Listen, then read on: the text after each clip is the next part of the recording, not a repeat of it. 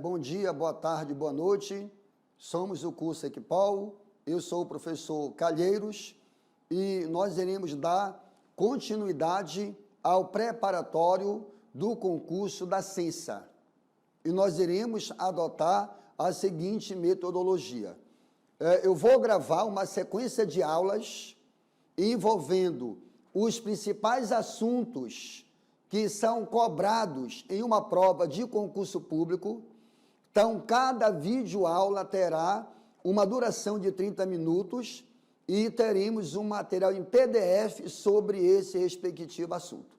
Portanto, a nossa aula de número 1 será sobre a concordância verbal, aula de número 2, a concordância nominal, aula de número 3, a regência verbal, aula de número 4, crase, aula de número 5, os sinais de pontuação. Vou repetir, para cada aula teremos um material em PDF. E no final desse ciclo, nós iremos passar a corrigir várias provas do IBFC seguindo essa mesma metodologia. Vamos postar essas aulas nas nossas redes sociais e nos arquivos do curso. Portanto, a aula de número 1 terá como tema a concordância verbal. Vamos partir das regras que efetivamente aparecem numa prova de concurso. Então, regra de número 1 da concordância verbal.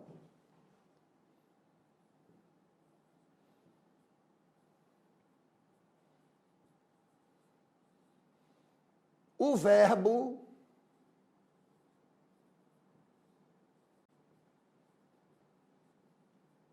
concorda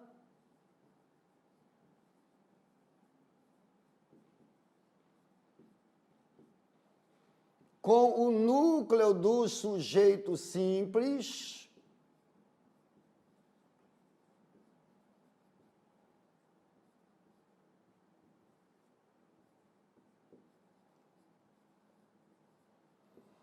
em número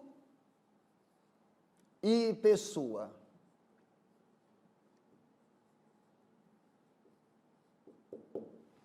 Ora, aqui nós precisamos destacar alguns pontos, independentemente do modo e do tempo do verbo. O núcleo do sujeito, ele é formado pelo substantivo. E um detalhe importante para entender uma regra de concordância verbal é que o núcleo do sujeito, ele não pode ser preposicionado. Então, todo substantivo que esteja preposicionado, esse substantivo não pode ser o núcleo do sujeito. Ele não pode ser. E o sujeito simples, ele até pode ser formado por várias palavras, mas ele é simples porque só tem o núcleo, ou seja, exatamente aquele substantivo que não pode ser preposicionado. Partamos para o exemplo. O apoio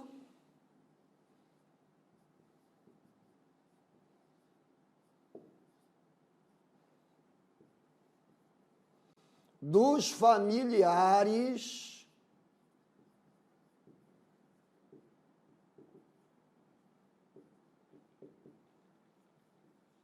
e dos amigos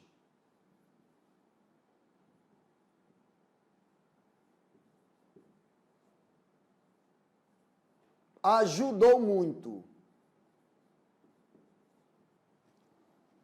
Vamos pegar a mesma frase e reescrevê-la para que nós possamos observar de que forma o examinador ele pode colocar isso numa questão. O apoio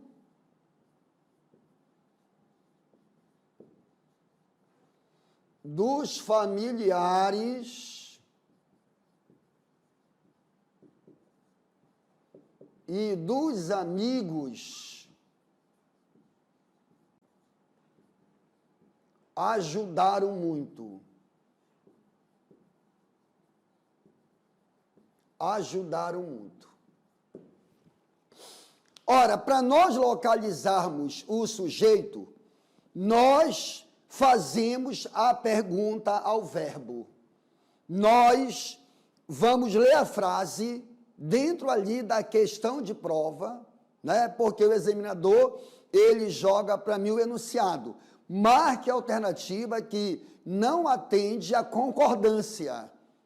Ou seja, tanto a concordância verbal quanto a concordância nominal. Eu pego a frase e eu localizo o verbo. Ora, o que foi que ajudou muito? Então, raciocine comigo. Do verbo para frente é o predicado.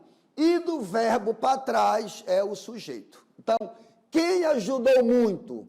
Quem ajudou muito foi o apoio dos familiares e dos amigos. O apoio dos familiares e dos amigos. Vocês podem perceber que neste nosso exemplo, eu vou ter 3 substantivos. Eu tenho o substantivo apoio, o substantivo familiares e o substantivo amigos. Mas por que amigos não pode ser núcleo? Amigo não pode ser núcleo porque está preposicionado. Familiares não pode ser núcleo porque está preposicionado. Portanto, o núcleo desse sujeito é apoio. E o verbo, ele não vai concordar com familiares. Eu não posso dizer os familiares ajudaram. Eu não posso dizer os amigos ajudaram. Portanto, esse verbo está empregado no singular porque concorda com o núcleo apoio. Então, leiamos a frase. O apoio dos familiares e dos amigos ajudou, contribuiu, possibilitou.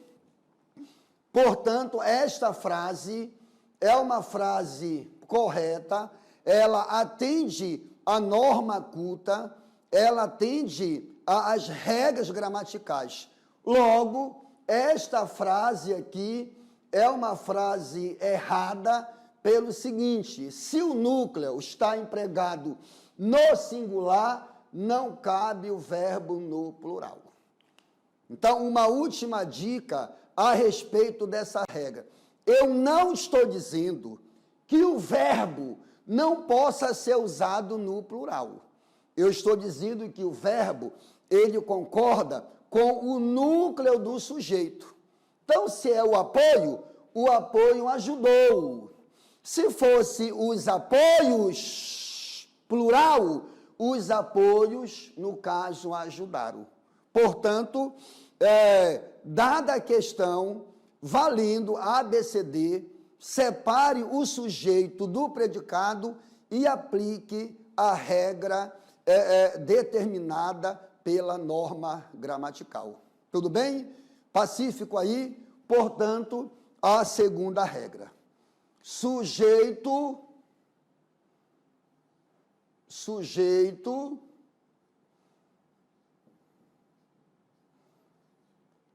composto,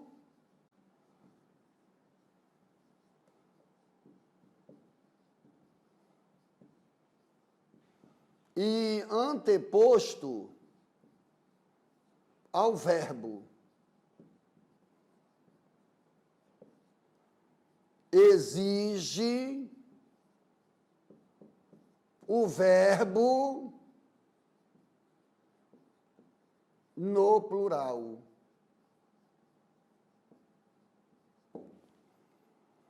Então, primeira coisa aqui, o sujeito composto é aquele sujeito formado por 2 ou mais núcleos. Eu posso ter 2, 3, 4, 5, não vem ao caso.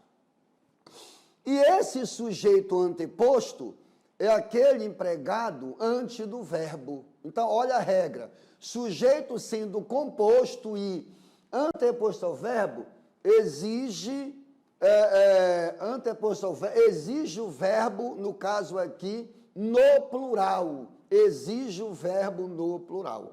Vamos partir aqui para os nossos exemplos. Ajudem aqui. A imprensa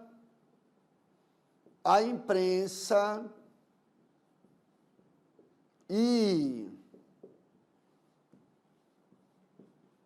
o governo informam a população. Informam a população. Eu vou pegar a mesma frase, até para que nós possamos observar de que forma o examinador ele pode cobrar numa questão. A imprensa, está aqui, a imprensa e o governo informa a população. Informa a população. Informa a população. Nós temos a mesma frase que foi reescrita de duas formas diferentes, para que vocês possam observar de que forma a regra ela deve ser aplicada. Muito bem. Para eu localizar o sujeito, eu faço a pergunta ao verbo. Quem informa a população? Eu já disse que do verbo para frente é o predicado, do verbo para trás é o sujeito. Quem informa a população? A imprensa e o governo. Esse é o sujeito. Então, vocês observem que esse sujeito, ele é um sujeito composto porque ele apresenta dois núcleos. Ele poderia ter 3, 4, 5, não vem ao caso. E como é que fica a regra? Se esse sujeito é um sujeito composto e anteposto ao verbo, o verbo tem que ir para o plural. Portanto, esta frase aqui, ela está de acordo com a norma culta. O que eu quero dizer é que o verbo, ele não vai poder concordar com o mais próximo. Eu não posso argumentar que o governo informa, não, porque quando eu digo informa, ou seja, eles informam. Vocês percebam que eu vou poder substituir os dois núcleos, imprensa e governo, pelo pronome eles, terceira pessoa.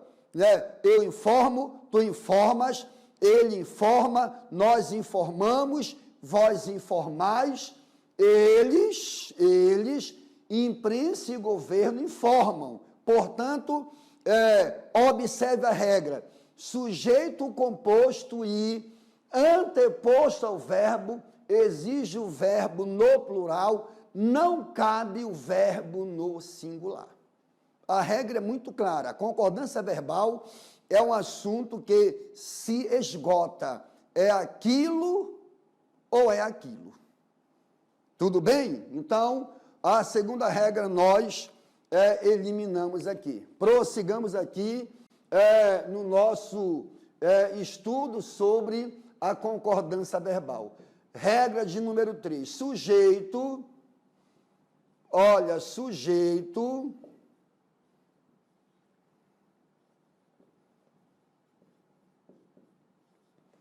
composto e posposto ao verbo.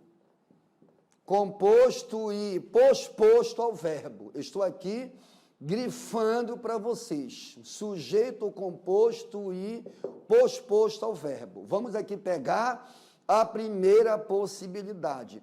Verbo no plural. Verbo no plural. Segunda possibilidade, verbo, o verbo ele concorda, importante aqui, ele concorda com o núcleo, olha, ele concorda com o núcleo mais próximo. Ele concorda com o núcleo mais próximo. Portanto, partamos para os exemplos. Partamos para os exemplos. Muito bem.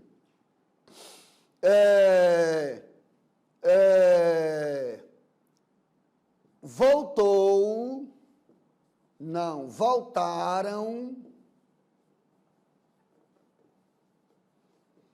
para casa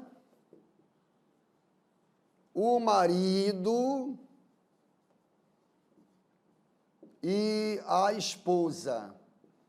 Voltaram para casa o marido e a esposa. Eu vou pegar esta mesma frase e eu vou reescrevê-la para que nós possamos aplicar a letra B da nossa regra. Voltou para casa, está aqui, voltou para casa, o marido, me ajudem, e a esposa, o marido e a esposa, é isso aí. Então, vamos lá. Voltaram para casa o marido e a esposa. Muito bem. Por que que esse sujeito, acompanhe comigo, ele não pode ser indeterminado, já que eu tenho o verbo na terceira pessoa do plural. Não pode ser indeterminado porque quem voltou para casa foi o marido e a esposa. Esse sujeito ele está expresso na frase. Tudo bem? Então, vamos aqui grifar o sujeito, o marido e a esposa. Ele é o sujeito composto, formado por dois núcleos, me acompanha aqui, marido e esposa. Então, esse verbo aqui, voltaram, está concordando com os dois núcleos, ou seja, voltaram para casa tanto o marido quanto a esposa. Muito bem.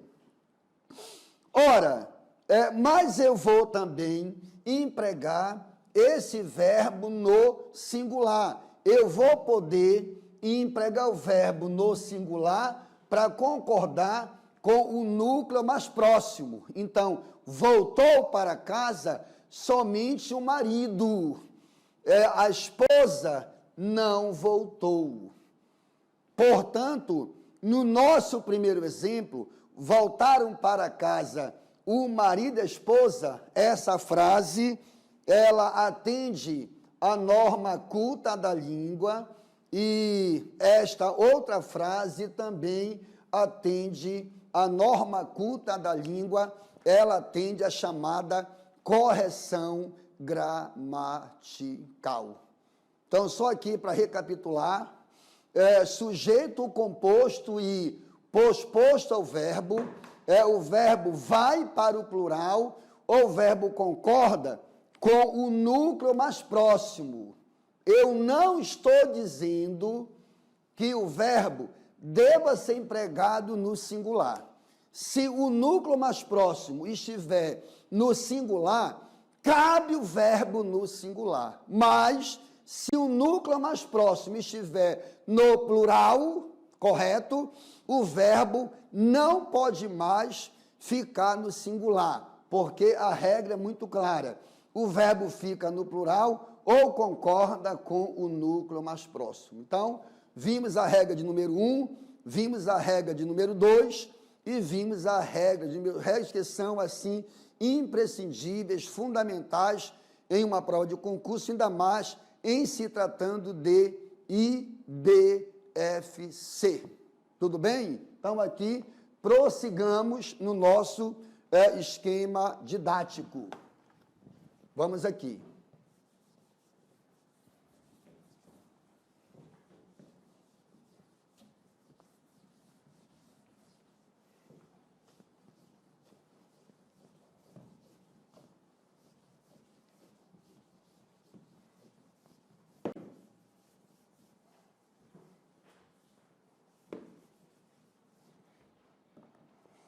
Uma outra regra que é muito comum em concurso é a regra do verbo haver, né? Ainda a regra do verbo fazer, do pronome apassivador e do índice de indeterminação do sujeito. Portanto, a regra de número 4.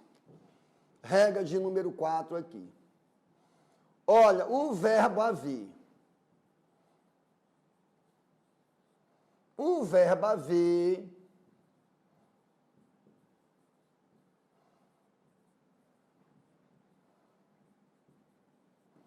no sentido de existir. Aqui nós precisamos destacar para os senhores o seguinte, que o verbo haver, eu posso empregá-lo em vários sentidos. Para eu saber se é o verbo haver no sentido de existir, ali na frase, ali no enunciado proposto, dado ali pela alternativa, eu apenas substituo o verbo haver pelo verbo existir. Então, o verbo haver, no sentido de existir, ele é um verbo impessoal. Ele é um verbo impessoal. Não há sujeito. Não há sujeito.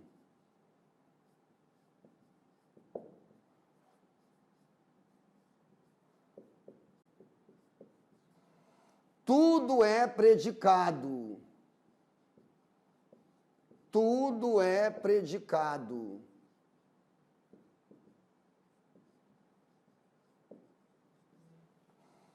E somente usado, olha, somente usado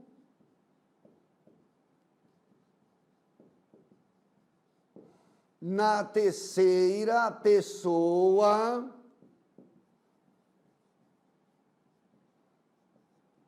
do singular. Do singular. Então, primeira informação que vocês precisam relembrar. Os verbos impessoais são verbos que não têm sujeito. É o verbo haver, no sentido de existir, é o verbo fazer, indicando tempo, verbos que indicam fenômeno da natureza, chover, ventar, anoitecer, muito bem. Portanto, o verbo haver, no sentido de existir, ele é um verbo impessoal. Eu não tenho sujeito, tudo será predicado. E não há sujeito, tudo é predicado e somente usado na terceira pessoa do singular. Eu afasto qualquer possibilidade de empregar o verbo haver no plural, sob pena de eu estar desrespeitando a norma culta, a chamada correção gramatical. Partamos para os exemplos. Olha aqui,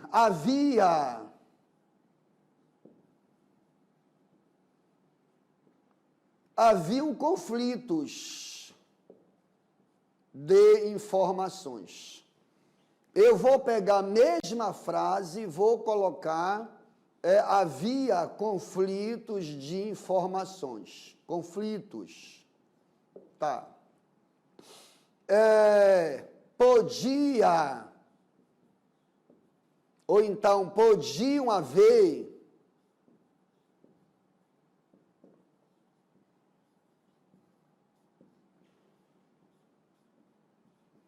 conflitos, ou então podia haver conflitos.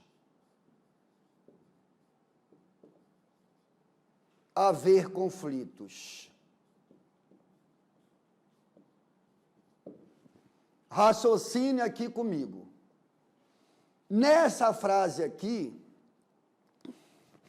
qual é o sujeito? Oração sem sujeito. Aí vocês me perguntam, mas é o verbo haver no sentido de existir? É porque eu posso dizer, haviam conflitos, existiam conflitos. Portanto, eu posso sumariamente substituir o verbo haver pelo verbo existir.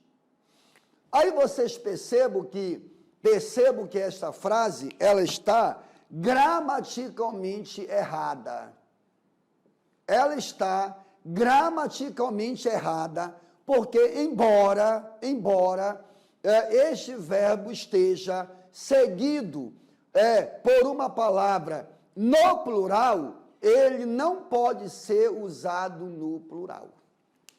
Então, quando nós falamos, haviam conflitos, haviam problemas, se houvessem sugestões, se houvessem contratações, se houvessem investimentos, essas frases estão no campo da informalidade, a linguagem coloquial, informal, ou seja, elas apresentam erro gramatical. Essas frases não respeitam a norma culta da língua. Então, haviam conflitos, é uma frase errada, porque, mesmo seguido de plural, o verbo não pode ser usado no plural. Portanto, a norma culta é essa, havia conflitos.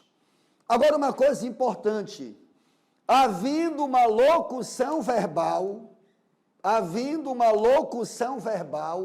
podiam haver, olha aqui, podia haver, observem que a impessoalidade do verbo principal, ela passa para o verbo auxiliar.